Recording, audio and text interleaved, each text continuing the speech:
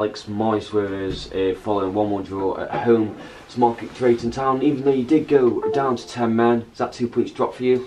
Yeah, you could probably look at it that way, but at the end of the season a point could probably be quite valuable. Yeah, before the game you're obviously hoping for 3 points in every game, but the fact that we've obviously went in the lead and it looked looking comfortable, and then obviously a bit of a strange decision and controversy in the first half, and it's just throwing the game up in the air, and then to battle for such a long period of the game with 10 men and probably still be on top and probably still wanting and deserving to go in the lead, it could be a point gained in the long run. So we've got to look at it positively, because it's being negative about it's not going to improve anything. So yeah, hopefully it will be a point gained. Going on to the controversial decision, the main one, obviously did it cross the line? Didn't it? You were quite close to the action, and the red card as well. What did you make of both decisions? It's one of them where it's just inconsistency. That's the problem we have with the referees. Look, we know sometimes officials are not going to get it right, and often they do, and sometimes they don't. But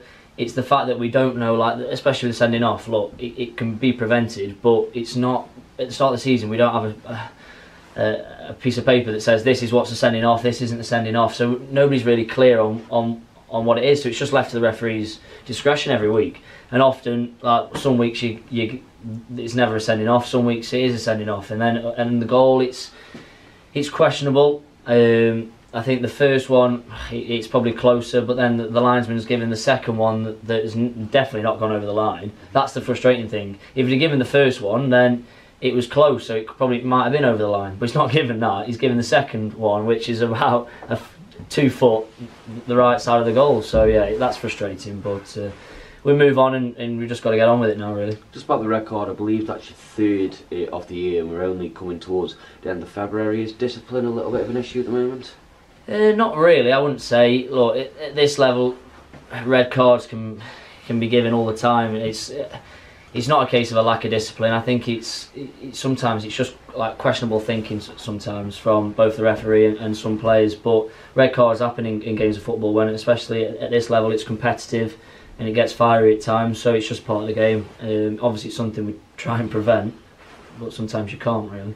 Going on to yourself, I believe you played a little bit further forward today. Obviously you usually played a back 4, yeah, but due to some suspensions you had to revert to a back 3 today, play more as a wing back. Is that something that suits you more, or are you Yeah, probably does. Yeah, we tried it on Tuesday against Gainsborough and it worked really well, like the 3-5-2. But obviously, and we started off doing that today, but obviously with the red card we resorted back to playing 4 at the back. It is something that it suits me probably a little bit when I can attack a little bit more, but it's not something I'll play wherever, really, to be honest. As long as I am starting, I'll try and do a job for the team. But yeah, the wing back and the formation's probably been forced upon Ryan because of injuries and suspensions and stuff, but the fact that like we're adaptable and can play in a few formations is probably to the strength of the team and the players that we've got in it.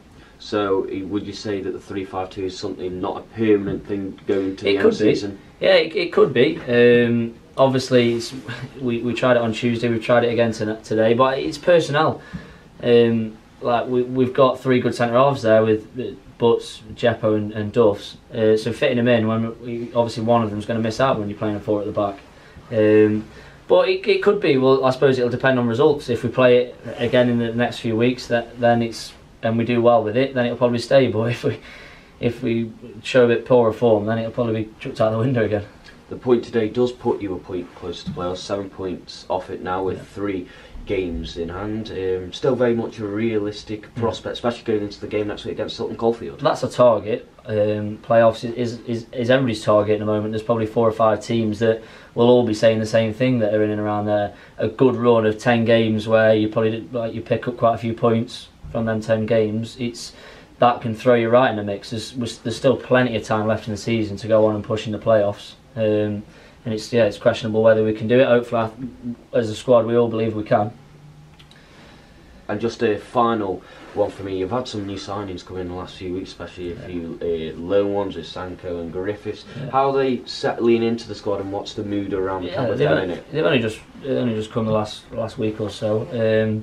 Look like decent players. Obviously, it's for any young lads coming into this level of football from youth team football and under 23 football, it's a big difference, and sometimes it takes a few weeks to adapt, but hopefully they'll be a bonus and help us push on up the league a little bit if they play well.